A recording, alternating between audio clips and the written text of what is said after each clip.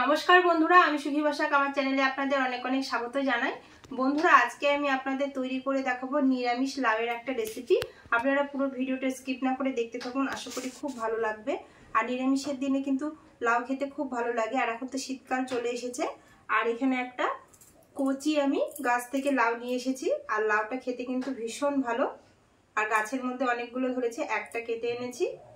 দেখুন কত সুন্দর। লাউয়ের তরকারি করার জন্য এখানে আমি ধনেপাতা নিয়েছি, আদা, জিরে আর একটা শুকনো লঙ্কা বেটে নিয়েছি। এখানে নিয়েছি 4টে কাঁচা লঙ্কা চিড়ে। আর এখানে কিন্তু সেদ্ধ করে নিয়েছি ছোলাগুলো।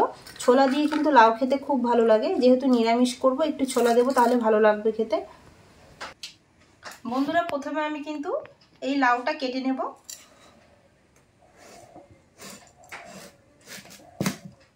আর দেখুন কত সুন্দর কচি লাউ। বীজগুলো কিন্তু ছোট ছোট হয়ে আছে আর খুবই জ্বালা এই লাউটা।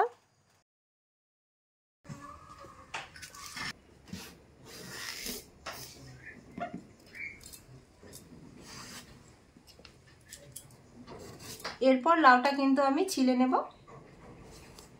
আর একদম পাতলা করে ছিলবো, যেহেতু একদম কচি লাউ।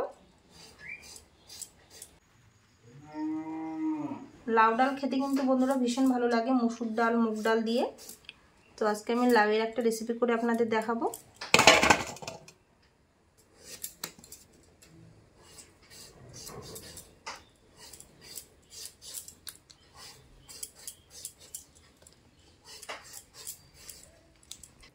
বন্ধুরা, এরপর কিন্তু একদম ঝুড়ি করে কেটে নেব।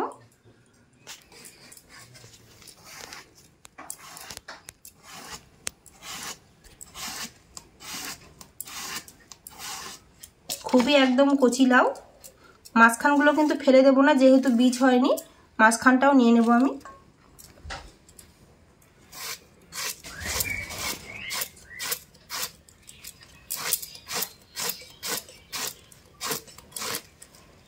দেখুন এইভাবে আমি কেটে নিচ্ছি। খুব বেশি চিকনাও না, খুব বেশি মোটাও না।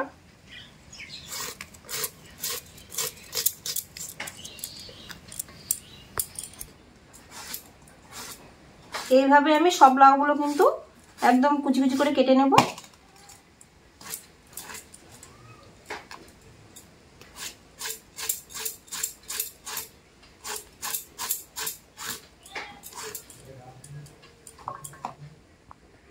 বন্ধুরা, লাউটা কিন্তু আমি অর্ধেক নিয়েছি।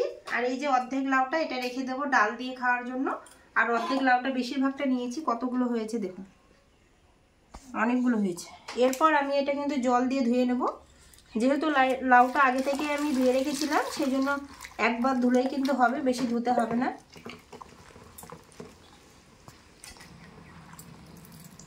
জল থেকে ছেঁকে কিন্তু তুলে নেব, একটা থালার মধ্যে রেখে দেব।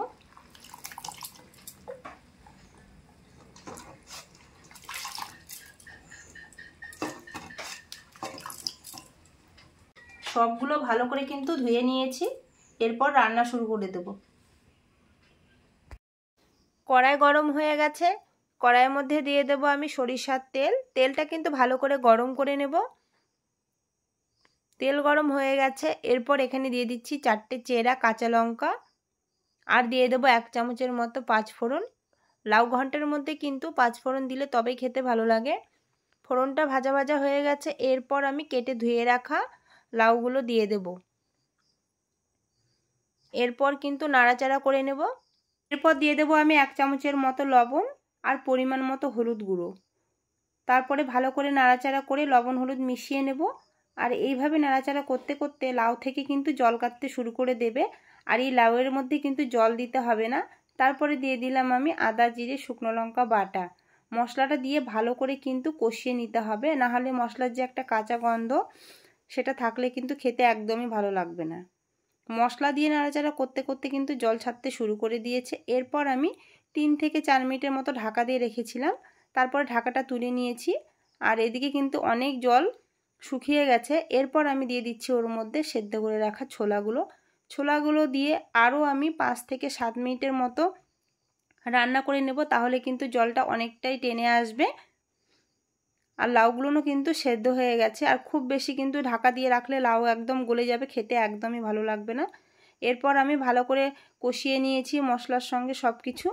আর এদিকে কিন্তু ছোলাগুলো না সেদ্ধ হয়ে গেছে।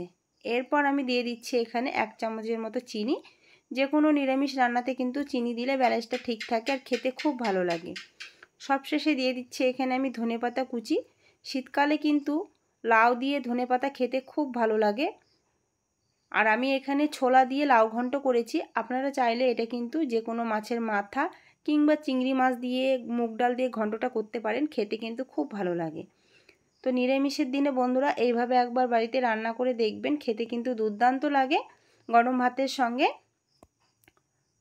তো সব আমি লাউ ঘন্টগুলো থালার মধ্যে তুলে নিয়েছি। আর দেখুন কত সুন্দর কালারটা হয়েছে, একদম গা মাখা করেছি গরম ভাতের সঙ্গে। তো এটা একদম খেতে দুর্দান্ত লাগে নিরামিষের দিনে।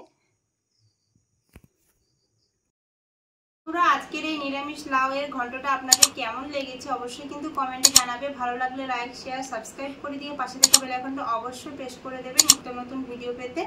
আজকের মতো এই পর্যন্ত, আবার দেখা হবে অন্য কোনো রেসিপিতে। নমস্কার।